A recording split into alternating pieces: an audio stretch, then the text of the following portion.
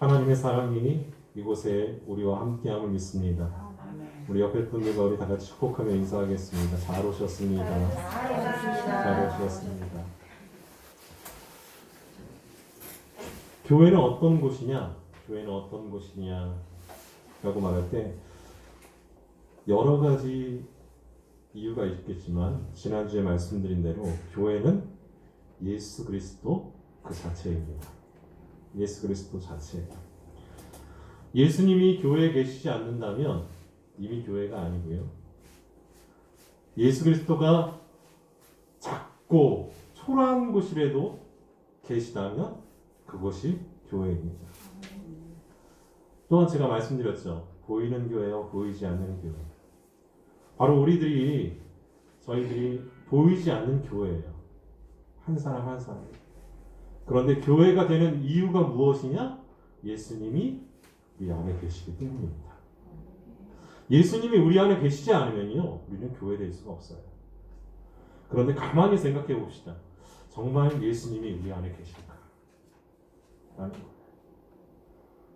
예수님은 우리와 함께 하시고 늘 우리 안에 계시지만 우리는 우리의 자리를 내어주질 않아요. 우리의 자리를 내어주지 않아요. 왜 내어주지 않느냐?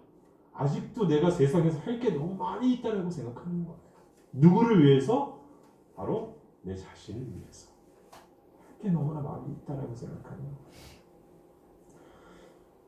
그런 부분에 대해서는 우리가 우리의 자리를 내어주지 않으면요, 예수님께서 들어오시지 않습니다. 늘 예수님은 우리의 마음의 문을 두드리시는데 여는 것 우리 연합니다. 라는 거예요. 그리고 예배의 본질. 예배의 본질을 말할 때 여러 가지 요소들이 있죠. 본질적 요소들을 말할 때 무엇이 있어야 되고 어떤 것이 있어야 된다. 예배 순서에는 예배의 부름이 있어야 되고 또 찬양이 있어야 되고 기도가 있어야 되고 말씀이 있어야 되고 축복이 있어야 된다. 그렇게 말하죠. 그런데 예배 본질 중에서 많은 요소들이 있지만 그 중에서 가장 중요한 요소가 무엇이냐? 가장 중요한 요소가 무엇일까라는 거예요. 예배 본질 중에 가장 중요한 요소. 저희들이 예배를 드리잖아요. 예감교회에 나와서 이렇게 부활 후 제3주일 예배를 드리고 있어요. 예배 본질 중에서 가장 중요한 요소. 초대교회보다 가장 중요한 그 요소가 무엇이었을까? 라는 거예요. 많은 사람들이 말해요. 하나님을 찬양함으로 인해서 우리가 은혜 받는 것이 예배의 본질이 아닙니까?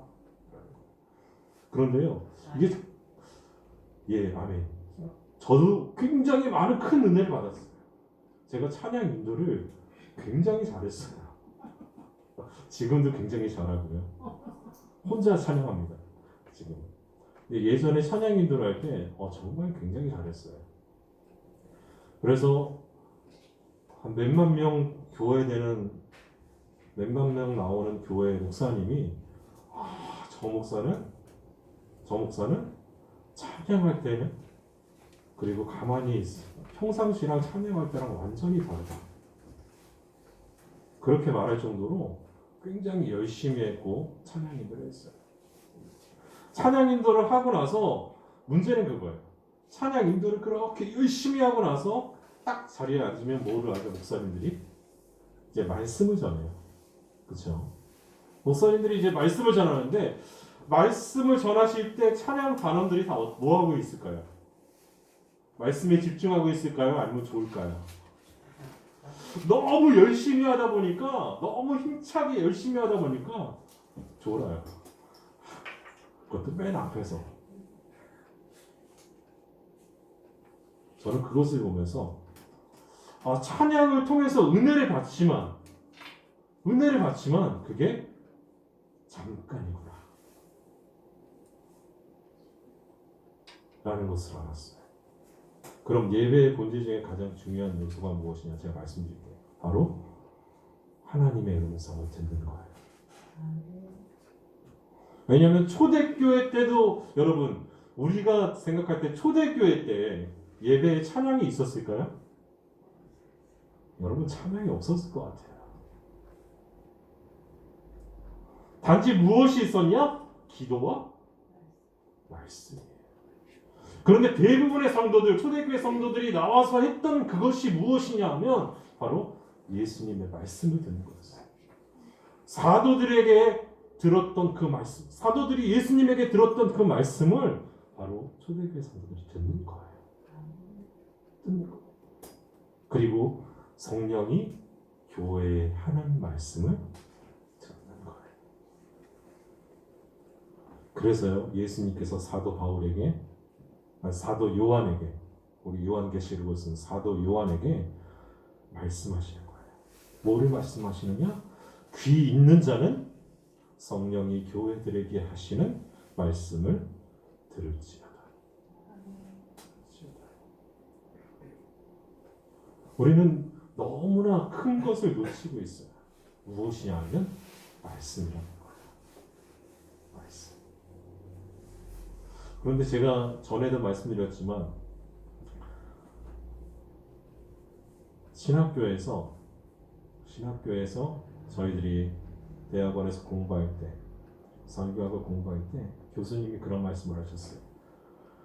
교회의 부흥을 일으키려면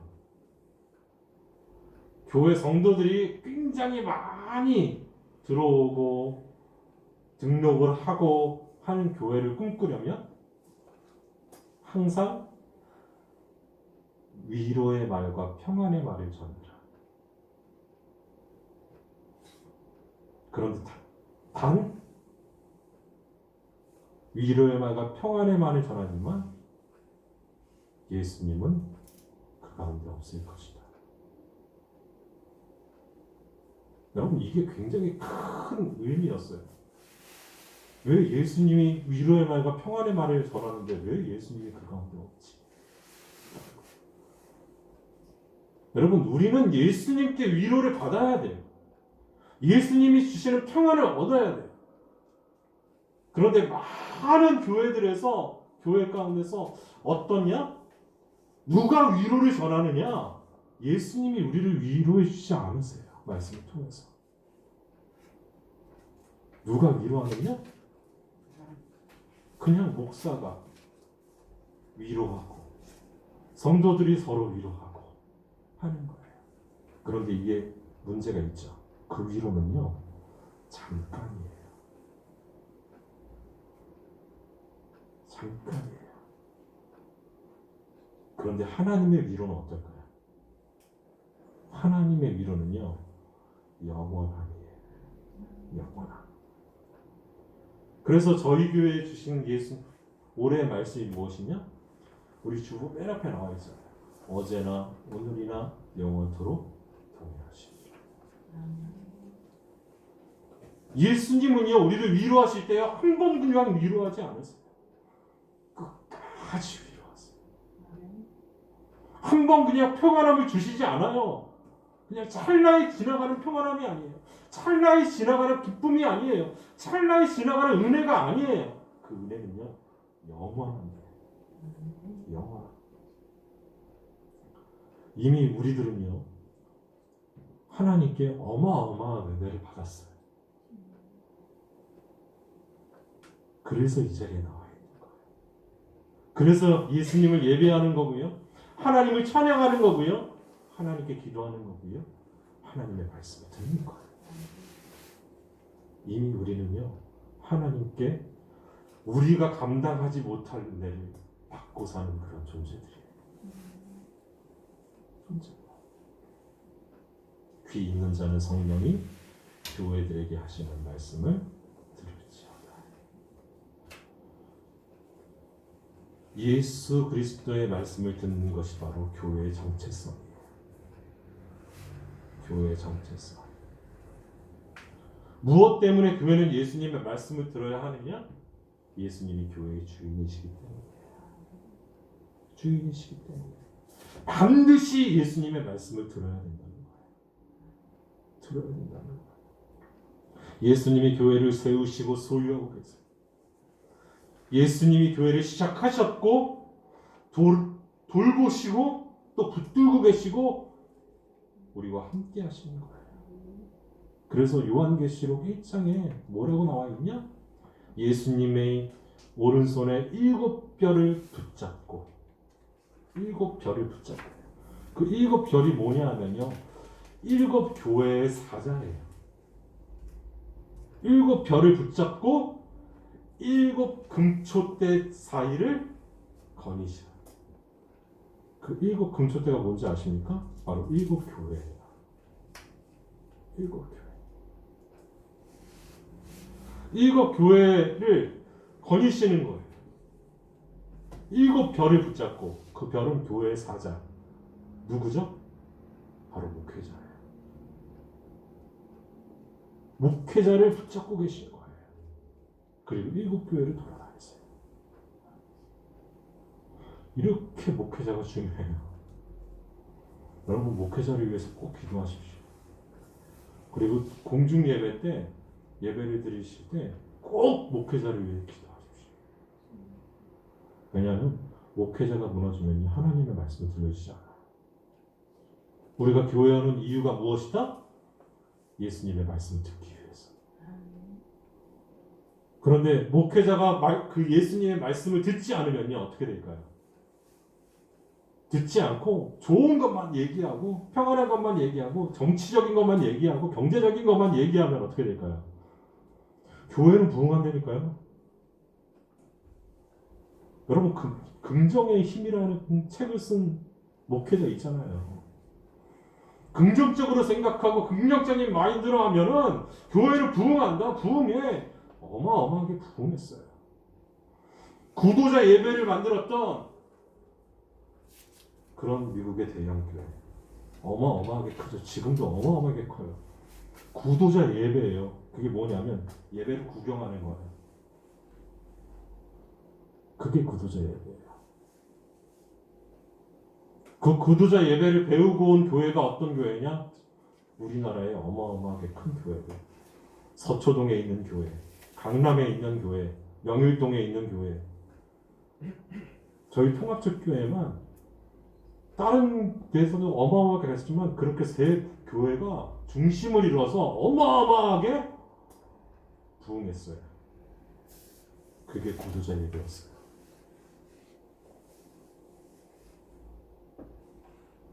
지금도 학생들이요, 뭐를 하느냐? 어린아이들이 어떤 예배를 드리느냐? 구도자 예배를 드려요. 앞에 어마어마한 찬양팀이 나와서요, 어린이 예배 때. 어마어마한 찬양팀이 나와서 율동을 해요. 막 율동을 해요. 율동이 딱 끝나요. 기도해요. 그리고 말씀을 들어요. 애들 다 자요. 그래서 물어보세요. 너희 뭐에 은혜 받았니? 목사님이 어떤 말씀을 하셨는데 은혜 받았다고 말하는 아이들은요, 없어요. 뭐에 은혜 받았니? 어떤 찬양을 들으니까 은혜 받았어. 그래, 은혜 받았으면 너 어떻게 해야 되니? 그냥 은혜 받았다니까? 그런데 이게 어린 나이에서 끝나지 않아요. 우리들도 마찬가지라는 거예요. 제가 말씀드렸죠? 하나님이 주시는 은혜는요, 영원해요. 서머나교회, 오늘은요, 서머나교회에 편지하시네요. 그 사자에게 편지했어요. 서머나라는 지역은요, 헬라어로 모략이라는 뜻이에요. 모략. 모략 어디서 많이 들어보셨죠? 예수님이 이 땅에 오셨을 때 동방 박사들이 예물을 드리죠. 황금과 유향과 모략.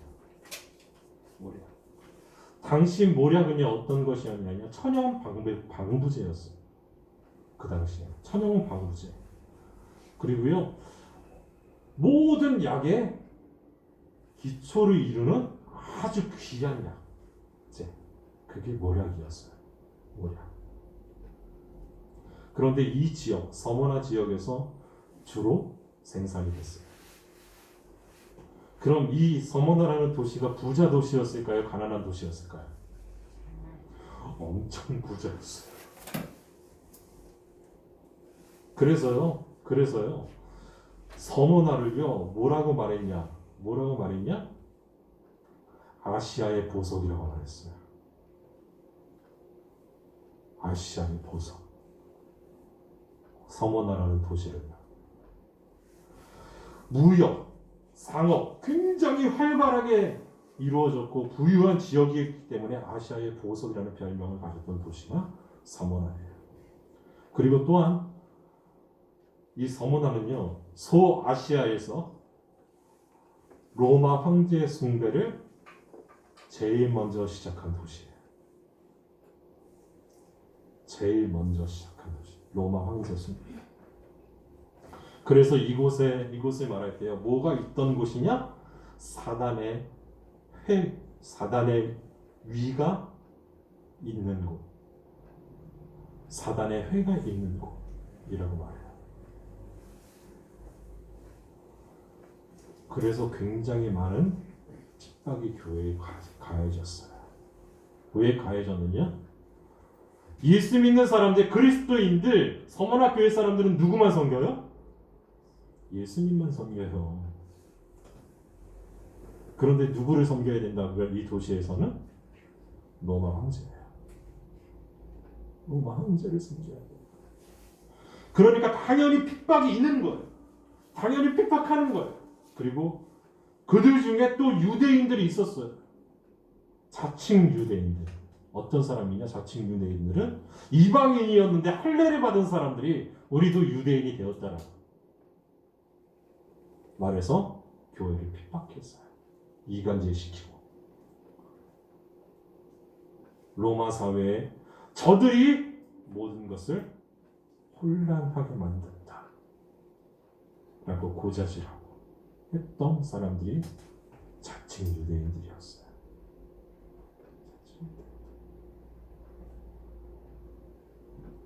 그래서 굉장히 많은 핍박이 있었죠. 그 핍박 가운데 우리 12살 된 남자아이가 하나 있었어요. 12살. 12살이라고 그러니까 여러분 감이 안 오시죠? 우리나라 나이로 지금 초등학교 6학년. 우리 정우보다 한 살 어려. 그 아이가. 정우보다 한 살 어려요. 그 아이가 치아파닉이라는 남자아이가 하나 있었는데 교회 다니는 사람들이 그 재단이 있는데 절하지 않았어요. 그 아이도 절하지 않고 거기에 서서 뭐를 했느냐? 그 재단 앞에 서서 뭐를 했느냐? 기도를 드렸어요. 누구에게? 하나님한테 기도를 드렸어요. 그리고 이 아이는 잡혀가죠. 로마 군인에 의해서 잡혀가요. 그때 이 아이가 했던 말이 무엇이냐? 제가 읽어드릴게요. 그 아이가 했던 말. 내가 절해야 할 분은 하나님 한 분뿐이며 내가 죽을지언정 이 말밖에 할 수 없습니다. 그분이 나를 나게 하셨고 오늘까지 나를 살리신 분이시기 때문에 그분이 내 생에 있어서 가장 귀한 분이고 그분을 섬겨야 할 입장입니다. 이것을 끌려가면서 로마 병정한테 했어요. 그리고 그는 굶주린 사자굴에 들어가게 됐어요. 굶주린 사자굴. 그때 사자굴에 들어가면 여러분들 어떨까요? 여러분 무섭겠죠. 어마어마하게 굶주린 사자굴에 던져져요. 그러면 살기 위해서 막 도망다니겠죠. 그런데 이 아이가요 눈을 들어서 자기를 그 사자굴에 넣었던 그 사람들에게 말해요. 내가 사자굴에 들어가서 이 육신이 찢어진다 하더라도 내 영혼이 하나님 품에 안길 것이기 때문에 전혀 두렵지 않습니다.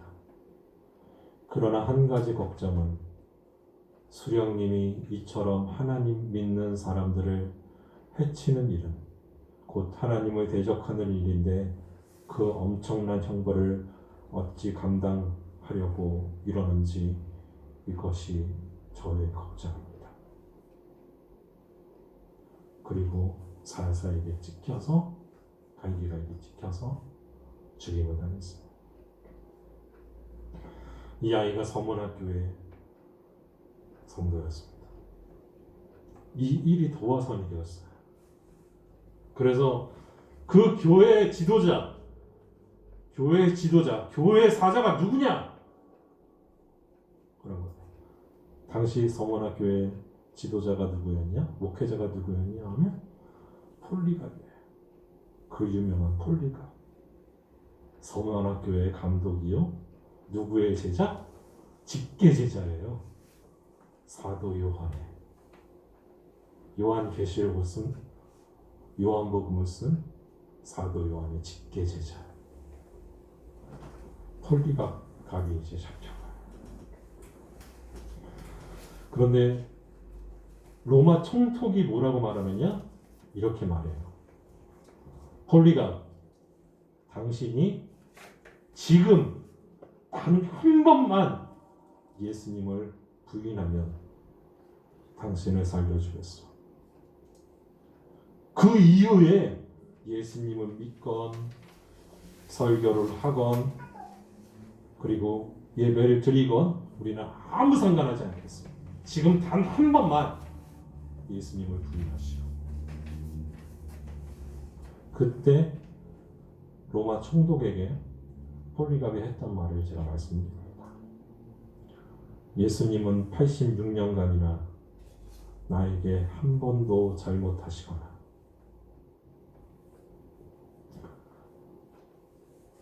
나를 모른다고 하신 적이 없었습니다.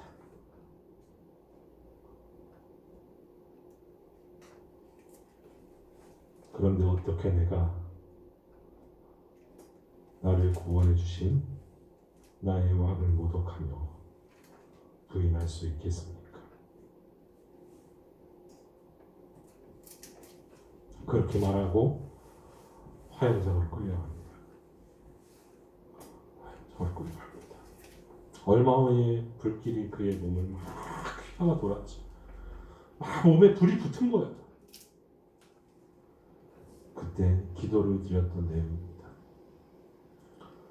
내가 주께 감사하나이다.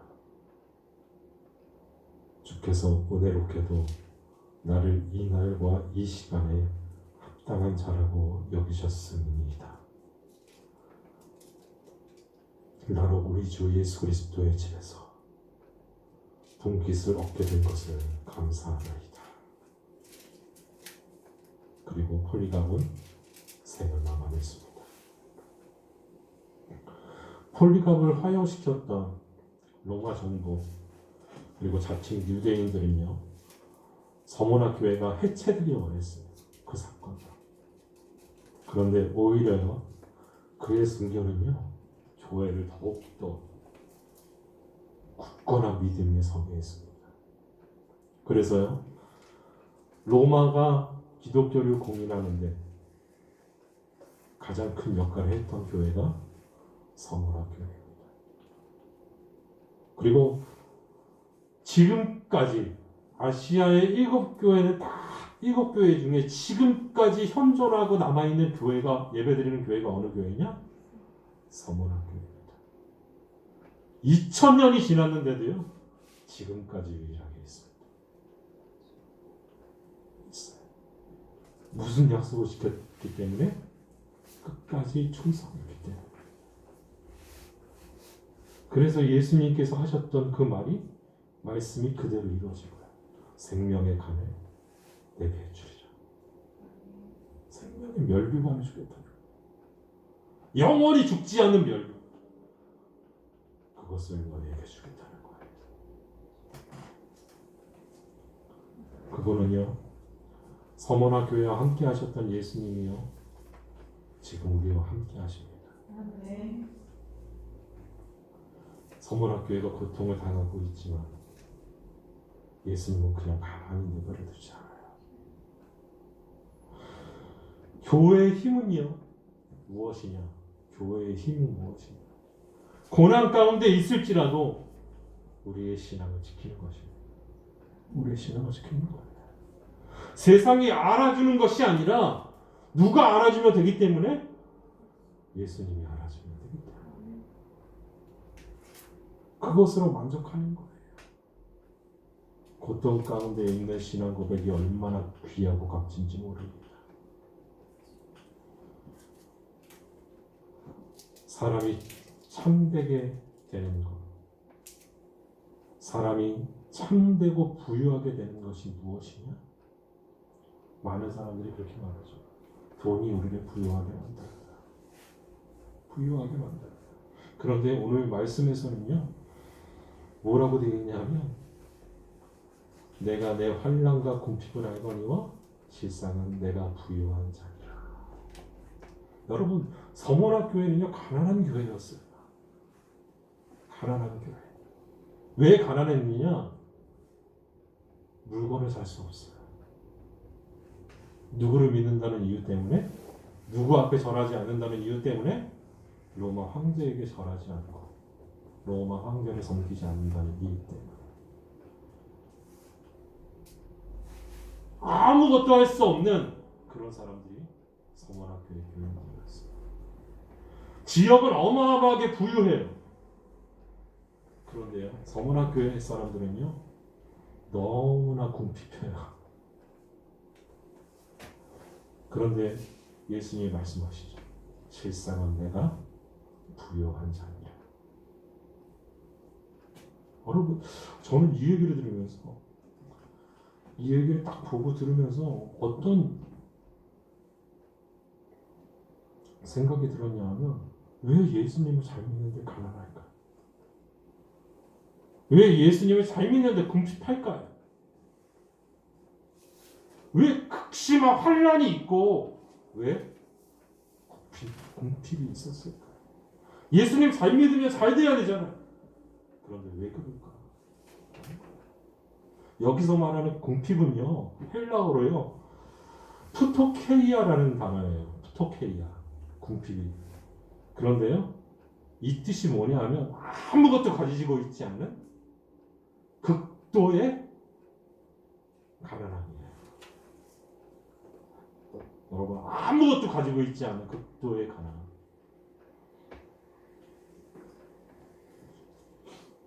그게 바로 오늘 말씀에서 예수님이 말씀하셨던 궁핍, 극도의 가난함. 환난당하고 엄청나게 가난했습니다. 그런데 실상은 부유하다. 여러분, 이게 무슨 뜻일까요? 무슨 뜻일까요? 우리에게 의미하는 게 무엇일까요? 예수님 잘 믿으면요, 여러분, 예수님 잘 믿으면요, 고난이 올까요? 고난이 안 올까요? 고난이 옵니다. 때로는 남편들이 나의 고난의 이유가 되기도 해요. 어쩔 때는 아이들이 내 고난의 이유가 되기도 해요. 왜요? 나 교회 가야 되는데 교회 못 가게 하거든요. 제가 그걸 잘 알아요. 교회 나가야 되는데 교회 못 나가게 해요. 근데 지금이 중요하죠. 뭐든지. 지금은요, 저희 가정이 그렇게 좋을 수가 없어요. 그렇게 좋을 수가 없어요. 왜냐하면 다 예수님 믿기 때문에. 그런 어려움들, 고난들이 있어요. 또한 상황이 나를 가만히 내버려 두지 않아요. 왜요? 와, 주일날 그렇게 일거리가 많이 들어와요. 사업을 하면. 여러분, 주일날 일거리 많이 들어와요. 왜냐하면 다른 사람들 쉴 때 일을 하면요, 사람들이 어느 집을 찾을까요? 그 집을 찾아와요. 처음에 잘 되겠죠. 그러다가 어떻게 되느냐? 예수님을 떠나게 돼요. 목회자도 마찬가지예요. 목회자도 목회를 잘해요. 신실하게 예배를 잘 드려요. 하나님 앞에. 그리고 성도들과 함께 나눠요. 모든 것들이 나눠요. 그러다가 어떤 것을 맛보면은 목회자가 무너질까요? 돈이에요. 여러분, 돈 때문에 무너지는 교회들 어마어마하게 많아요. 제가 말씀드릴까요? 저희 교회를 말하자면 저희 교회 11조 제일 많이 내시는 분이 한 달에 한 25만 원 내세요.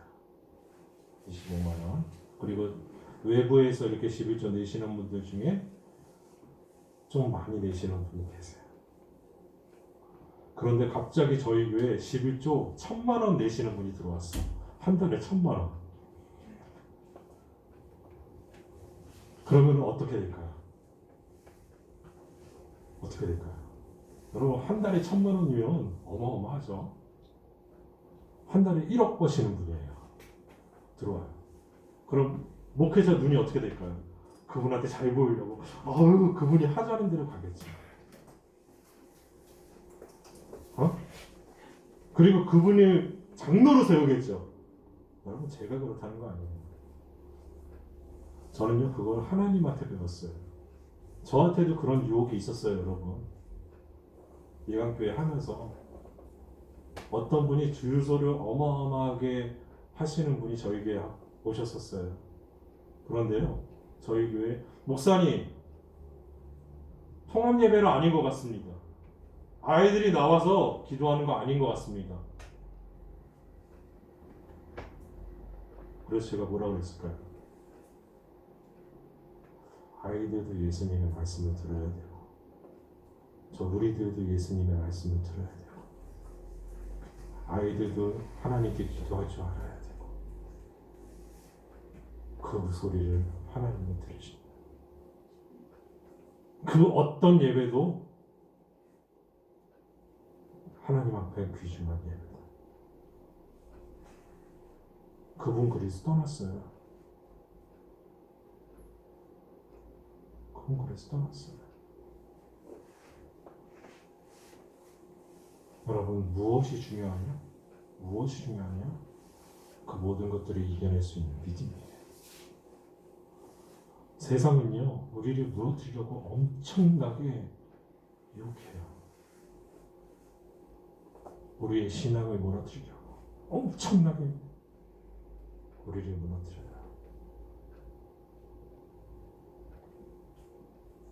그 가운데서 무엇을 바라봐야 되느냐?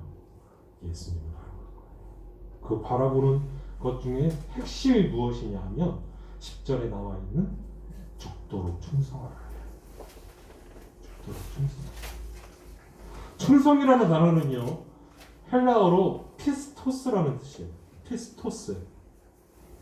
이 충성이라는 말은요, 충성이라는 말 앞에 무엇이 들어가느냐? 바로 진실한 이라는 말이 들어가요. 진실한. 그 뜻을 내포하고 있어요. 그래서 죽도록 충성하라는 말은요, 하나님 앞에 진실한 그리스도인이 되라는 거예요. 신실한 그리스도인이 되라. 너가 죽도록 신실한 그리스도인이 되라. 하나님께서는 어떤 사람을 찾으시고 기뻐하시느냐? 하나님을 신실함으로 바라보는 사람. 여러분, 서머너 교회가 그랬어요. 환난이 닥쳐도 누굴 찾아요? 하나님을 찾아요. 우리 치아파닉이라는 이 소년도요, 누굴 찾아요? 하나님을 찾아요. 내가 절할 분은 하나님 뿐입니다. 하나님 뿐입니다. 나는 하나님 품에 안길 거예요. 폴리갑도요, 나는 하나님께서 나를 한 번도 모른다 하지 않으셨습니다. 이게 핵심이에요. 하나님께서 인정한 부유한 자는 어떤 사람인가? 하나님을 진실하게 끝까지 바라보는 사람이에요. 끝까지 바라보는 사람. 하나님을 끝까지 진실하게 바라봤던 사람이 누가 있죠? 성경에?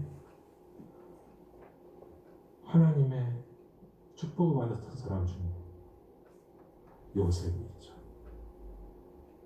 요셉. 그는요 이루 말할 수 없는 고통을 안고 살았어요. 그가 소년이었을 때 형제들이 어떻게 해요? 여러분 형제들이 죽이려고 했죠. 형제들이 죽이려고 했는데 죽이려고 우물에 빠뜨린 거예요. 그런데 누가 그거를 만류해요? 첫째 형이 만류하죠. 첫째 형이 만류하죠. 그래서 팔았죠. 아라비아 사람한테. 그래서 애굽에 끌려가죠. 어마어마한 고통 중에 있었던 사람, 그리고 애굽 왕의 감옥에 갇혔던 사람. 그는요 십몇 년을요 그냥 죄인으로 살았어요. 그런데 누굴 놓지 않아요? 하나님을 놓지 않아요. 신실하신 하나님. 내가 신실하게 그분을 찾아봅니다. 그랬더니요 어떻게 돼요? 하나님이 유대 총리 대신도 아니라 애굽의 총리 대신에서 애굽의 총리 대신. 그리고 또 누가 있죠? 신실하게 믿었던 사람 다윗.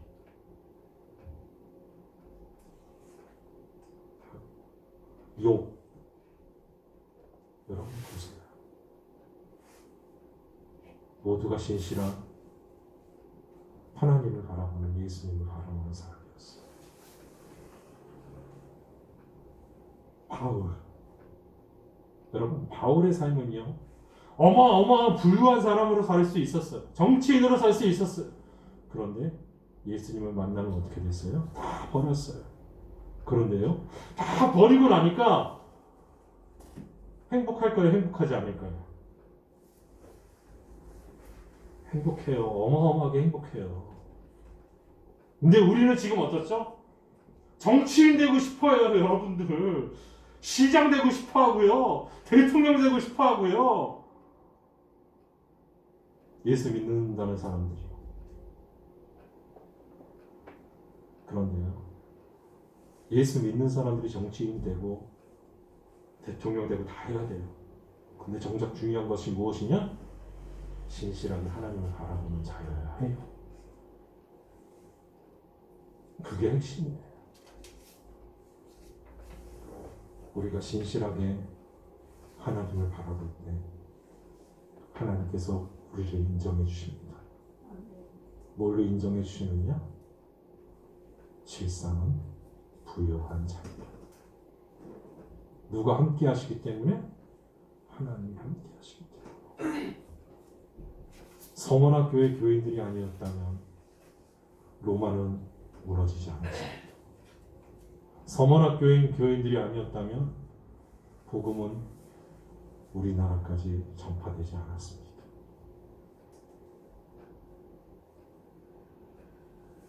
그들의 희생이 하나님 앞에 가장 큰 부요함으로 그들의 이름을 지금까지 부르는, 그래서 지금까지 교회가 존재하는 그런 교회가 되었습니다. 우리 예강교회 모든 성도들은 하나님께서 인정하시는 부유한 자가 다 되시기 바랍니다. 신실하신 하나님께서, 우리가 신실하다 그러는데요 하나님이 더 신실해요. 신실하신 하나님께서 우리의 신앙을 붙드시고 힘차게 일어나게 하실 것입니다. 그리고 모든 사명을 감당하게 하실 힘과 지혜와 능력을 우리에게 주실 줄 믿습니다. 그래서 반드시 생명의 멸류관을 우리에게 주실 줄 믿습니다. 우리 기도하겠습니다. 거룩하신 하나님 감사합니다. 우리의 믿음을 지키며 사명을 감당하게 하여 주옵소서. 우리가 신앙생활하면서 사명을 감당하다가 마음이 무너지는 순간이 얼마나 많이 있는지 모릅니다.